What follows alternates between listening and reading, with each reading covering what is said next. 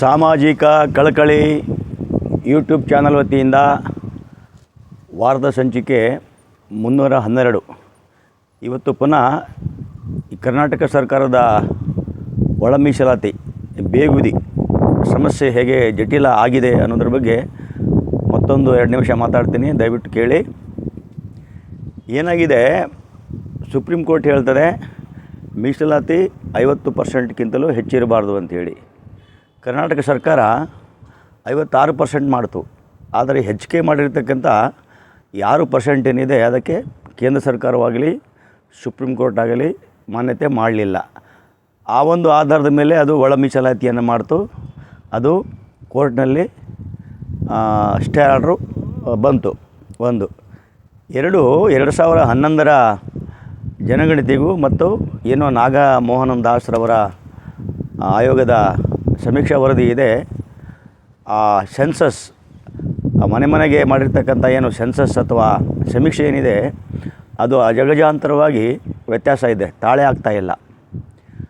3ನೇದು ಯಾವುದಪ್ಪ ಅಂತೇಳಿದರೆ, ನಮ್ಮ ಕರ್ನಾಟಕ ರಾಜ್ಯದಲ್ಲಿ ಇರುವಷ್ಟು SCಗಳಲ್ಲಿ ಉಪಜಾತಿಗಳು ಅಂದರೆ 101 ಉಪಜಾತಿಗಳು,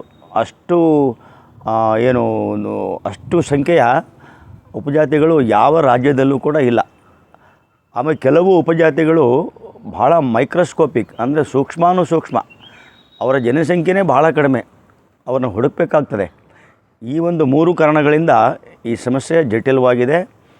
ನಂತರ ಏನು ABC ಅಂತ ಹೇಳಿ ಗ್ರೂಪನ್ನು ಮಾಡಿದರೆ ಅದಕ್ಕೆ ಯಾವುದೇ ಥರದ ವೈಜ್ಞಾನಿಕ ಅಥವಾ ಲೀಗಲ್ ತರ್ಕ ಇಲ್ಲ, ಅದಕ್ಕೊಂದು ಕಾನೂನು ಭದ್ರತೆ ಇಲ್ಲ.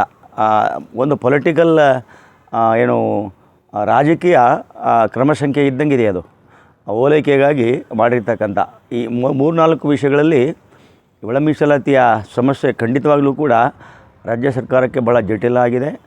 ಮೊನ್ನೆ 24ನೇ ತಾರೀಕು ಕರ್ನಾಟಕ ಮೀಸಲಾತಿ ಸಂರಕ್ಷಣಾ ಒಕ್ಕೂಟದಿಂದ ಬೃಹತ್ ಸಭೆಯಾಗಿದೆ.